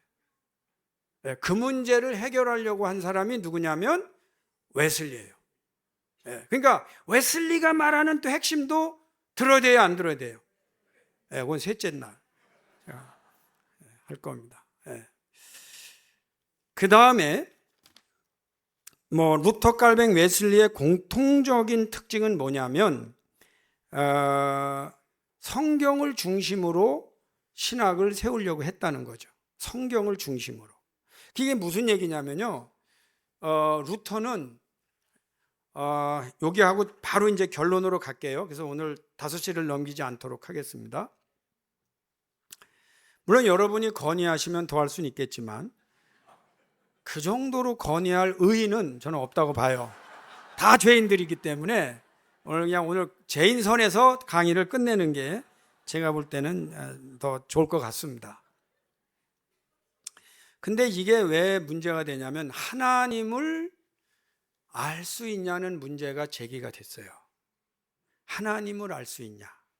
그런데 여러분, 하나님을 알 수 있다, 하나님을 알 수 없다가 다 가능해요. 그죠? 그런데 하나님을 알 수 없다로 가면은 이게 또 안 된단 말이에요. 하나님을 알지도 못하면서 왜 믿냐, 이렇게 된단 말이에요. 그래서 그럼 이제 하나님을 알 수 있다라고 한 분이 누구냐면 토마스 아퀴나스라고 하는 카톨릭 신학의 대가가 있어요. 그러니까 당대는 그분의 이론을 다 따라가. 그거를 스콜라 철학이라고 그래요. 근데 하나님을 알 수 있다고 할 때 그분이 제시한 건 뭐냐면, 하나님과 인간과 공통점을 찾아서 설명하는 방법을 택했어요. 이렇게 설명한 거예요. 하나님은 우리의 아버지 같으신 분이다. 하나님은 우리의 어머니 같으신 분. 다 이해가 가잖아요. 그래서 이게 존재 유비, 그러니까 비슷한 부분을 맞춰서 하나님을 설명하는 좋은 방법입니다.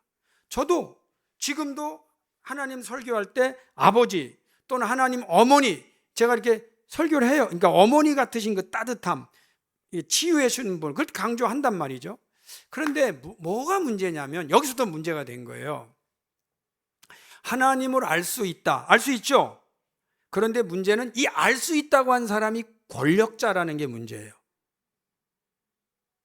권력자일 수 있지. 근데 두 번째 문제가 뭐냐면 하나님을 알 수 있다고 한 분이 내린, 권력자가 내린 그 하나님이 다른 사람들을 착취하거나 다른 사람들이 꼼짝 못하게 만드는 자기들만의 하나님으로 규정해 놓은 게 문제예요. 그래 놓고 더 큰 문제가 뭐냐면 알려고 하는 사람들이 질문이 올 때 알려고 한 사람들이 말했는데 이 말한 사람들이 이 카톨릭 그때 당시에 교황청이 임명한 교황과 자기들의 교사가 아닌 다른 사람이 내린 정의는 다 이단으로 친 거야. 그럼 어떤 문제가 생기느냐? 하나님을 알 수 있느냐 없느냐? 하나님을 알 수 있죠. 근데 문제가 뭐냐면 하나님을 알 수 있다고 하는 그 권한을 독점하는 게 문제였어요. 그런데 그걸 가지고 루터가 뭐라고 말했냐면 그렇게 하나님을 알 수 있다고 사용한 그 어넬러지 하는 거거든요. 어넬러지. 그 유비 방법 했는데 이거는 누구의 방법이었냐면 철학자 아리스토텔레스의 방법을 택한 거거든요. 근데 루터가 볼 때는 약간 플라톤 계열의 어거스틴 수도원에 있던 분인데 이분이 볼 때는 이 말도 안 돼. 왜 그러냐면 하나님을 중심으로 인간 안에서 유비를 한 게 아니고 인간을 중심으로 하나님을 유추했다는 거야. 그래서 지식의 근원이 하나님으로부터 온 게 아니고 인간으로부터 왔다. 그러므로 이 방법론은 옳지 않다라고 끄는 사람이 누구냐? 루터예요, 루터. 그래서 이 신학 방법론 가운데 하나가 뭐냐면 루터는 뭐라고 말했냐면 이런 거 다 버려라. 그리고 하나님을 알 수 있는 유일한 근거는 어디냐면 성경이다. 이걸 선언한 거예요, 선언. 그리고 더군다나 이 성경도 개인들이 이게 어디로 갔냐면요. 자기가 성경을 읽고 자기가 발견한 하나님도 하나님이 될 수 있다. 이렇게 말한 거예요. 야, 대단한 거죠. 근데 이게 그때는 그렇게 말한 사람을 죽일 시대는 이게 대단한, 오늘은 뭐 다 동의하죠. 오늘 오전 예배 드리면서 내가 발견하고 왔는데 나는. 근데 그때는 이게 허락이 안 됐고 죽일 때란 말이에요. 근데 그 포문을 연 분이 누구냐? 그 이제 루터예요. 근데 루터는 그런 의미에서 카톨릭은 하나님을 알 수 있다를 강조했어요. 그죠? 근데 루터는 하나님을 알 수 없다를 강조했어요. 그러니까 그러면 무슨 차이가 있느냐? 하나님에 대한 신비를 남겨둔 거예요. 근데 여러분 뭐가 옳아요? 하나님에 대해서 알 수 있다. 동의. 그러나 다 알 수 있다. 여긴 no. 그러므로 하나님을 알 수 있는 영역도 필요하지만 하나님을 모른다는 영역이 필요한 겁니다. 그 모른다는 영역이 남아있는 게 하나님의 mystery of God, 하나님의 신비예요. 그래서 인간이, 여러분 이 참 흥미로운 거예요. 권력을 갖잖아요. 권력을 가지면 하나님에 대한 이해를 독점하잖아요. 그럼 또 그게 어떻게 되냐면 하나님의 이름으로 악을 행할 수 있다는 문제가 돼요. 이게 무서운 이제 오류에 빠지는 거죠. 근데 그거에 이제 이 루터는 많이 당한 것 같아. 루터는 똑똑하니까 이 말도 하면은 꽝, 저 말하면 꽝, 조용히 있어, 뭐 이런 게 좀 많이 있었던 것 같아요. 이게 이제 그러면서 루터가 이렇게 문을 연 것까지는 좋았는데 이게 이제 큰일 났어요, 여러분. 진짜 큰일 났어요. 무슨 큰일이 났냐면 이스라엘 백성을 애굽에서 해방을 시켰어. 어디로 해방시켜 갖고 가나안 땅에 바로 갔어요? 못 갔어요? 못 가고 어디로 끌고 왔어요? 광야를 끌어놓고 나 책임 못 져, 그렇게 된 것 같아. 뭐냐면 이제는 프로테스탄트가요, 큰일 난 거예요. 가만히 있으면 구원받지, 알 필요도 없지, 미사 가서도 구경만 하면 되지, 그리고 하나님은 뭐 안 되니까 오케이, 뭐 그러면 갔는데 이제는 그러면 안 된다, 니네가 알아야 된다는데 이제 문제는 들쑥날쑥 일어나는 거예요. 자, 여러분 다 아시는 얘기 할게요. 프로테스탄트의 문제가 뭐냐면 교회의 분열. 네, 교회의 분열. 여러분 한국 교회에 얼마나 분열이 많아요? 많죠. 그래서 우리 옛날에 강근환 교수님 이제 며칠 전에 소천하셨는데 그분이 교회사 교수님이세요. 그래서 교회사 교수님인데 이분이 한국 교회사를 쓰면서 현재 한국의 교단이 몇 개라고 썼는데 지난주에 출판사에 넘기는데 또 늘어났다고 그래갖고 다시 고쳤는데 또 늘어났다고 그래갖고 그분이 수업 시간에 뭐라고 말하냐면 책을 끝낼 수가 없대요. 한국 교회는 맨날 뭐 툭하면 저기 갈라졌다 저기 갈라졌다 하니까 이거를 통제하는 일이 프로테스탄트 시올로지의 중대한 신학적 책임으로 다가왔어요. 그때 그거는 이렇게 보는 게 좋아 라고 또 제시한 분이 깔뱅의 기독교 강요라는 책이에요. 그러니까 이 기독교 강요라는 책도 아주 많은 기여를 합니다. 근데 이제 깔뱅이 제네바에서 그 일을 하면서 그 책을 써요. 써갖고 계속 교정을 해서 초판보다 5배나 많게 오늘날 그것도 라틴어로 쓰고 프랑스어로도 써요. 그래서 이 기독교 강요가 그렇게 보면 되겠구나라고 프로테스탄트 시올로지적 관점에서 그래도 신학적으로 볼 수 있게 만드는 좋은 교과서를 썼어요. 요거는 내일. 자, 그런데 제가 이제 여러분하고 나눌 이야기 중에 이제 알았다. 어디에 문제가 있는지. 그 루터의 신학에서 이제 여기 빨리 지나가겠어요. 자국어 성경 했고요. 스콜라 신학을 거기에 이제 이게 반대했고요. 루터가 특징이 뭐냐면 제가 이거 보니까 이것도 흥미로운 특징인데 가톨릭 신학 계통에서는요 개인이 찬송을 부를 것이 허락이 안 됐어요. 허락이 안 됐어요. 근데 루터는 음악을 잘해. 그리고 자기 혼자 그 루트라고 하는 그 악기를 가지고 막 음악도 찬양하고 그랬어요. 그래서 우리 신학계에 최초로 찬송집을 편집해서 출판한 사람이 누구냐? 루터예요. 루터. 대단하죠? 우리 사모님 루터 좋아해야 돼, 안 해야 돼? 사모님의 대부란 말이야.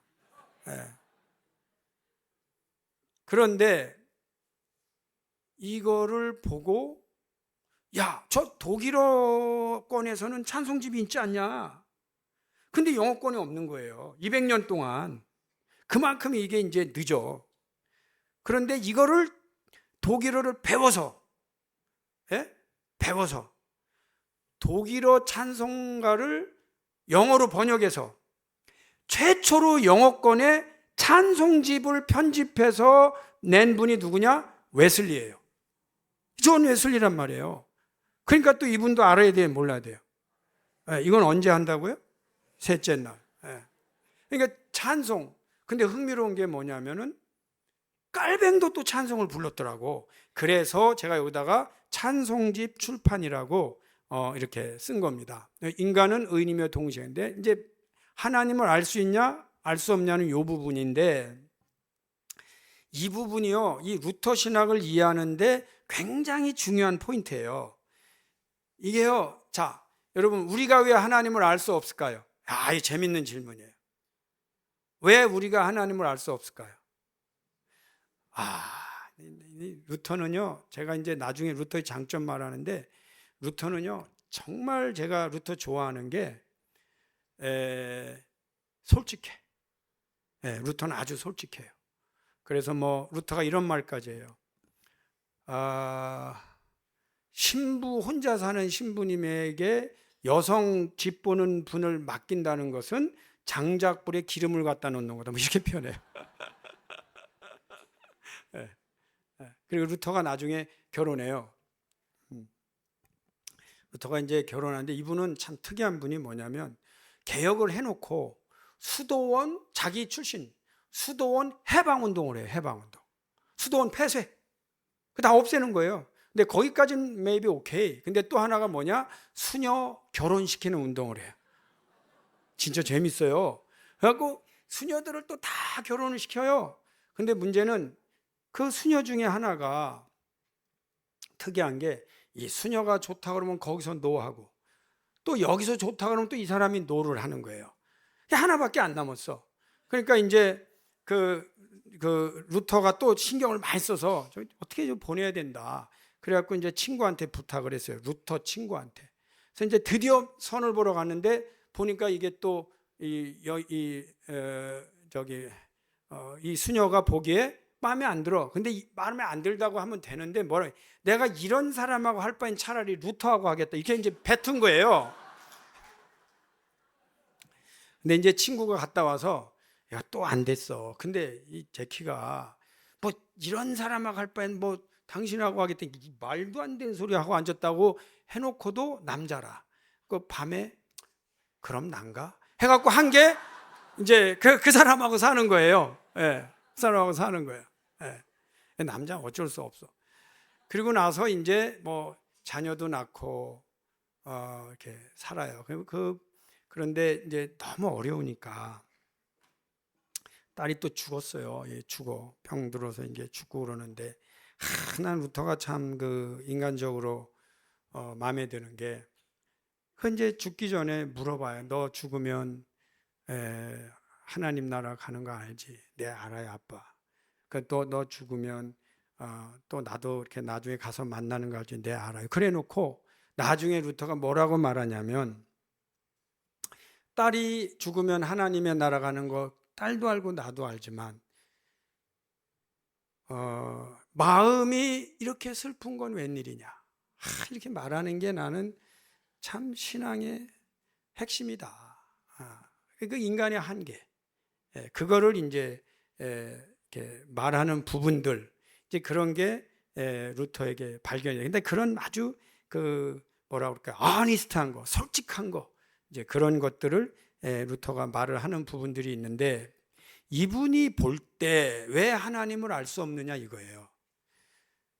이분이 볼 때는요, 하나님이 숨으시기 때문에 우리가 하나님을 알 수 없다는 건데 하나님이 왜 숨느냐? 그게 제가 저기 성경 말씀 다 찾았어. 나 혼자 읽어가면서 이거 루터가 막 저거는 교과서에 나오는 내용이 아니에요. 제가 다 찾는 거예요. 성경 읽어가면서. 근데 거기에 보면 어떤 게 나오냐면 사람들이 하도 악을 행하잖아요. 그럼 하나님이 hide his face from them. 그러니까 너희들로부터 내 얼굴을 숨기겠다는 거예요. 이게 무슨 개념이냐면요, 루터가 당대의 그 캐톨릭을 볼 때 하나님이 이들을 향하여 얼굴을 돌리셨다고 본 거예요. 그러니까 이 확신을 가지고는, 그러니까 인간이 가끔 보면은 하나님이 나를 외면하시는 근데 그럼 그거를 때로는 본인도 내가 왜 하나님을 발견하지 못하냐면 하나님이 나를 찾아오시면 발견하는데 내가 왜 하나님을 발견하지 못해? 하나님이 나를 향하여 얼굴을 숨기셨던 거예요. 그래서 하나님을 알 수 있는 유일한 방법은 하나님께서 나를 피하지 않으셨을 때, 나를 찾아오셨을 때, 그걸 뭐라고 그래요? 은혜라고 하는 거예요. 그리고 하나님이 나로부터 얼굴을 숨기신 게 왜 그래요? 심판이야. 루터의 그 얼굴을 숨기시는 하나님, 알 수 없는 하나님은 독특한 개념이 들어가 있어요. 그 다음에 또 하나는 인간이 하나님을 알 수 있다고 말하는 게 얼마나 큰 오만이고 지성의 한계를 모르는 소린가? 이거를 루터가 인식론 쪽에서 이해를 합니다. 자, 그러면은 여러분 하나님을 알 수 있나요? 그런데 알 수는 있지만 다 알 수는 없어요. 다 알 수 없는 부분이 뭐냐? 인간의 이성의 한계예요. 그 문제가 실제로는 칸트가 나중에 순수이성 비판을 쓸 때, 그분이 독일 사람이에요. 독일 사람. 그 다음에 경건주의자란 말이에요. 그 다음에 루터 깔뱅의 모든 신학적 유산을 다 알고 있는 사람이 뭐 갑자기 깨달은 게 아니에요.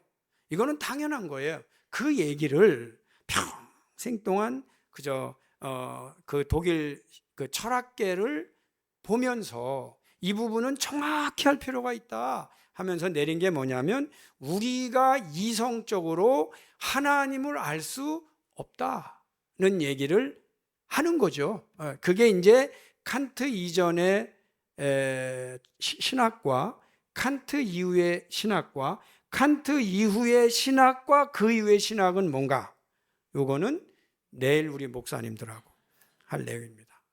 평신도는 안 오셔도 됩니다. 그 다음에 이제 비평적인 평가를 하겠는데요.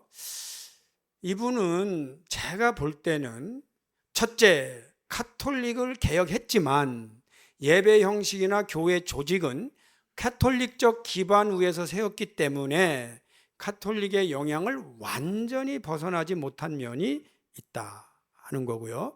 두 번째로는 루터는 독일 사람으로서 독일 국가주의 내에서 개혁을 진행했고, 종교개혁을 진행하는 동안 국가 정치 세력의 도움을 받았기 때문에 국가의 정치로부터 독립하지 못한 면이 있다. 특히 국가나 정치 지도자들의 신적 권위를 인정했기 때문에 국가에 저항하기보다는 순종하는 신학이 가능하도록 했는데, 후대에 독일에 히틀러가 등장하여 악을 범하는 것에 대해 묵인할 수 있도록 만들었다는 비판을 피하기가 어렵게 됐다, 이런 거예요. 이게 이제 완전히 뭐 우리가 이거는 뭐 제가 미리 딱 선언하고 이게 정답이라는 건 아닌데, 루터를 비난하도록 도와준 사람이 정치 세력이에요. 그래서 옛날에는요, 이 교회당 안에 이렇게 이 교회당은 모두가 평등해야 되잖아요. 근데 루터 시대 그 교회당을 가보면 이 맨 앞이나 옆에 정치 지도자들만 앉는 자리가 있어요. 루터가 개혁을 했지만 그거는 없애지 못한 거예요. 그래서 그 정치 지도자들만 앉는데 거기 남이 앉으면 안 되고, 혹시 나중에 교회가 또 조금 어려워지니까 어떤 교회에서는 그 자리를 돈 주고 팔았어요. 이게 이제 프로테스탄트 정치의 교회에 타락하는 현상들이죠. 그래서 이 메소디스트들 가운데 이게 이제 웨슬리 시대거든요. 근데 웨슬리 시대에도 우리가 알고 있는 프리 메소디스트들이 있어요. 여기 있는 한국인인지 뭐냐, 캐나다나 미국의 프리 메소디스트. 그 사람들은 누구냐면, 이 자리를 팔아선 안 된다. 웨슬리가 그렇게 가르친 적이 없다고 하는데 나중 사람들이 자리를 팔으니까 우리는 자리를 프리로 준다는 의미에서 프리 메소디스트가 나온 거예요.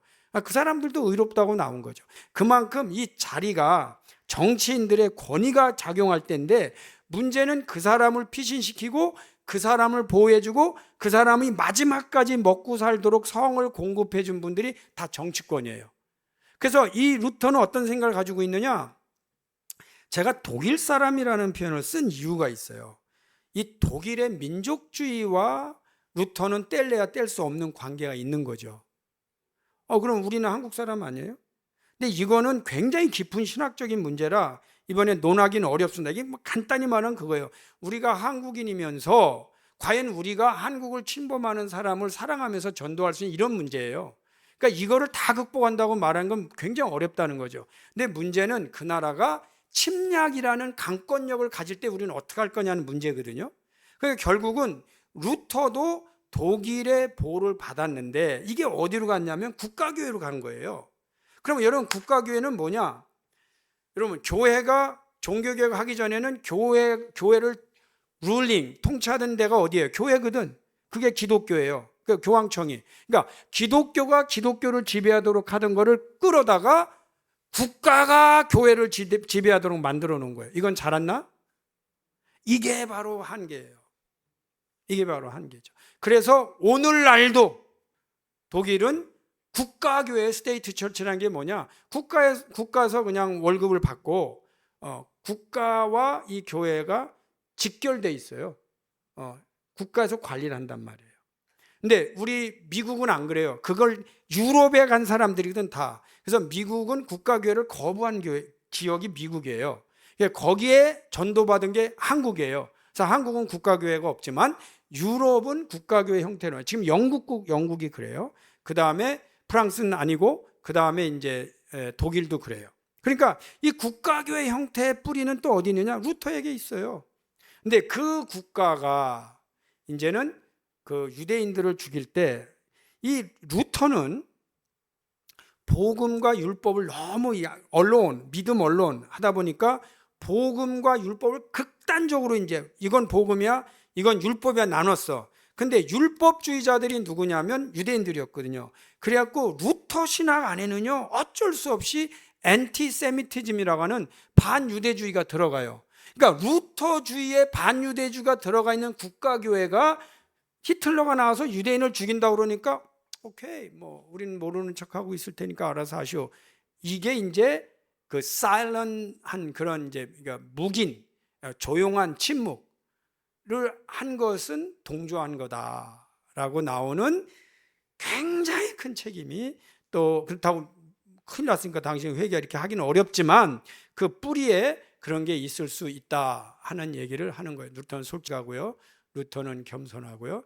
탁월한 신학자입니다. 그래서 제가 오늘 여러분에게 루터를 마치면서 오늘 하나는 알 수 있는 게 뭐냐면 프로테스탄트 시올로지가 나오게 된 배경은 그렇다.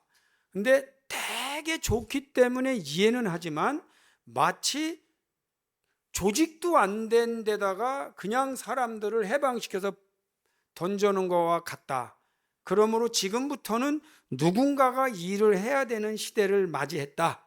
그런데 그래도 어쨌든 루터라는 사람은 그 오늘날에 우리가 형성되는데 가장 그 문에서 선구자로 나와서 이렇게 복음을 위하여 해방시켜준, 그러니까 종교 개혁자이면은 틀림이 없고 우리는 어쨌든 그 사람의 어떤 영향력 하에 오늘날까지, 이게 1500년 되니까 지금 500년 지난 오늘날도 그들의 유산 안에 있는데 오늘날은 많이 다져졌죠. 오늘날은 많이 다져졌고 그래서 여기까지 왔는데 이제 오늘 제가 말씀드리는 거는 결론은 그거예요. 그것만 알고 그냥 또 내일 보도록 하는데 저는 그래요. 인간이 되게 위대해. 그러나 여전히 한계가 있어요. 그래서 어떤 한 인물이 우상화되는 것은 좋은 일이 아니다.